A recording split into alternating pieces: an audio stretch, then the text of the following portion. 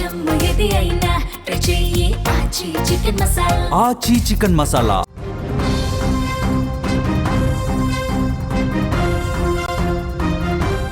ఇద్దరు ప్రేమించుకున్నారు, పెళ్లి చేసుకోవాలని భావించారు. కానీ ఇంట్లో పెద్దలు అంగీకరించలేదు. ఎవరి పని వాళ్ళు చూసుకోండి, పిచ్చి పిచ్చి వేషాలు వేయొద్దు అంటూ హెచ్చరించారు ఇద్దరిని కూడా ఆ ఇంట్లో ఉన్న పెద్దలు.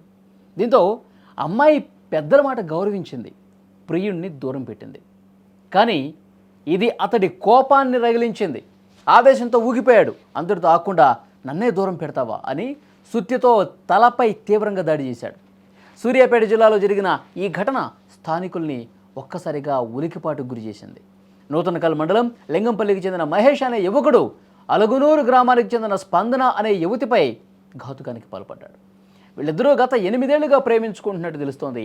ఇటీవలే ఇరు కుటుంబాల మధ్య గొడవ జరిగి పెద్దల సమక్షంలో పంచాయతీ పెట్టారు. ఎవరి దారి వారు చూసుకోవాలని తీర్పు చెప్పారు. ఈ క్రమంలోనే ఈ ఘటన జరిగినట్టుగా అనుమానిస్తున్నారు స్థానికులు. ఘటన జరిగిన సమయంలో యువతి తన సోదరి ఇంట్లో ఒంటరిగా ఉన్న సమయంలో ఘాతుకానికి పాల్పడ్డాడు మహేష్.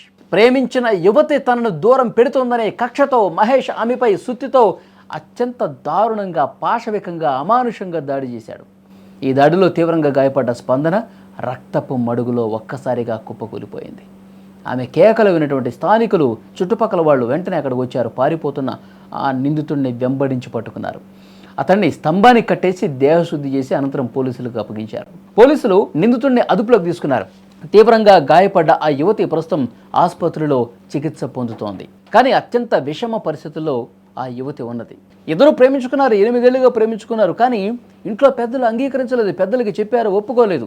కానీ ఏదో రకంగా పెళ్లి చేసుకోవాలనే అతను భావించాడు.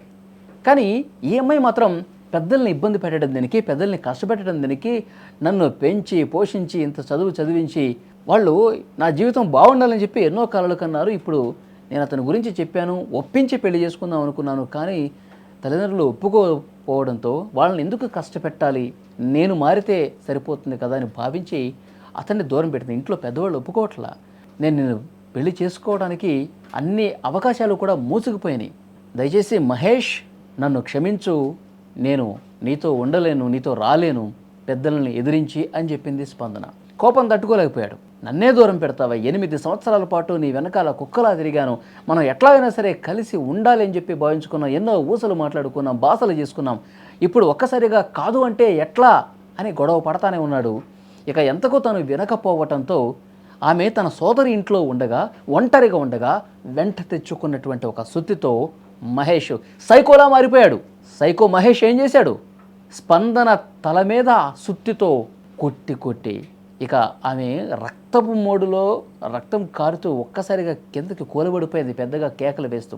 చుట్టుపక్కల ఉన్న వాళ్ళందరూ కూడా వచ్చి ఒక్కసారిగా షాక్ అయిపోయారు. ఏం జరుగుతుందో తెలుసుకుని వెళ్ళిపోయి అతడు అక్కడి నుంచి పారిపోయే ప్రయత్నం చేస్తుండగా వెంబడించి అతన్ని పట్టుకొని స్తంభాన్ని కట్టి, స్క్రీన్ మీద చూస్తున్నారు మీరు, అతను ఏ విధంగా స్తంభానికి కట్టేశారు మీరు చాలా స్పష్టంగా చూడొచ్చు. ఒక పక్క రక్తపు మడుగులో పడిపోయినటువంటి స్పందనను వెంటనే ఒక అంబులెన్స్ని పిలిపించి ఆ అమ్మాయిని ఆసుపత్రికి తీసుకెళ్లి చికిత్స అందిస్తున్నారు. మరొక వైపు వీడిని ఆ స్తంభానికి కట్టేసి పోలీసులకు సమాచారం ఇచ్చారు.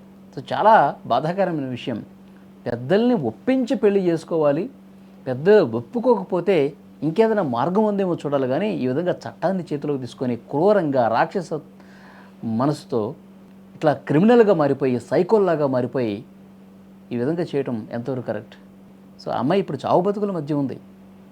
అంటే నాకు దక్కనిది ఇంకెవరికి దక్కకూడదు అన్న ఒక క్రిమినల్ ఆలోచనతో ఈ మహేష్ అనే సైకోగాడు బిహేవ్ చేసినటువంటి పరిస్థితి ఉంది. సో డెఫినెట్గా చాలా బాధాకరమైన విషయం.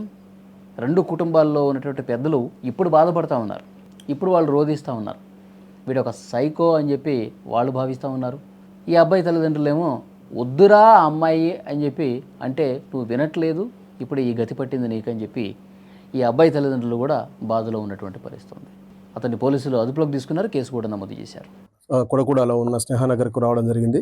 ఇక్కడ ఈ స్నేహానగర్లో ఈ 2nd ఫ్లోర్లో ఒక స్పందన అని చెప్పేసి లా చదువుతున్నది.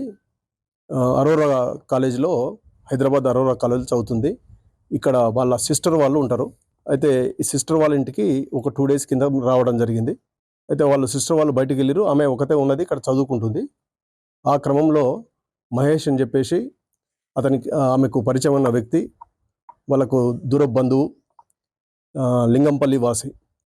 అతను 8 ఇయర్స్ నుంచి ఇద్దరు కూడా లివింగ్లో ఉన్నారు. మాట్లాడే క్రమంలో ఆ హీటెడ్ ఆర్గ్యుమెంట్లో అతను ఆమెను ఒక సుత్తెతోటి బలంగా తల మీద కొట్టడం జరిగింది.